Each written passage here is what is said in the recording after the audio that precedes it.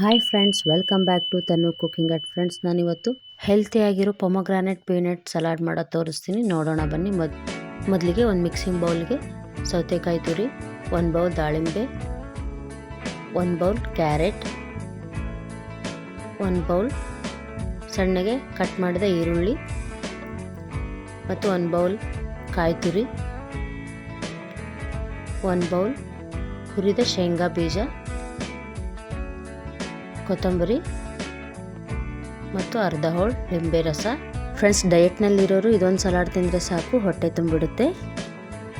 ನಂತರ ಅರ್ಧ tea spoon chat masala ಮತ್ತು ರುಚಿಗೆ ತಕ್ಕಷ್ಟು ಉಪ್ಪು ಹಾಕಿ ಚೆನ್ನಾಗಿ ಮಿಕ್ಸ್ ಮಾಡಿದರೆ ಈಸಿಯಾಗಿ ಸಿಂಪಲ್ಲಾಗಿ ಮಾಡುವ ಆರೋಗ್ಯಕರ ಮತ್ತು ರುಚಿಯಾಗಿ ಇರುವ ಹೆಲ್ತಿ ಪೊಮೊಗ್ರಾನೆಟ್ ಪೀನಟ್ ಸಲಾಡ್ ರೆಡಿಯಾಗಿದೆ. ಫ್ರೆಂಡ್ಸ್, ಈ ಹೆಲ್ತಿ ಸಲಾಡ್ನ ಸೈಡ್ ಡಿಶ್ ಆಗಿನೂ ಬಳಸ್ಬೋದು ಅಥವಾ ಹಾಗೇ ತಿನ್ಬೋದು, ಹೊಟ್ಟೆ ತುಂಬುತ್ತೆ.